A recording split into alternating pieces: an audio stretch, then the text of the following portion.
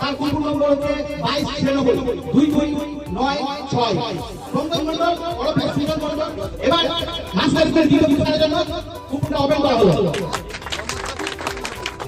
কুকুর নম্বর হচ্ছে 2493, ওটা 2493, নাম হচ্ছে মোহাম্মদ রফিক।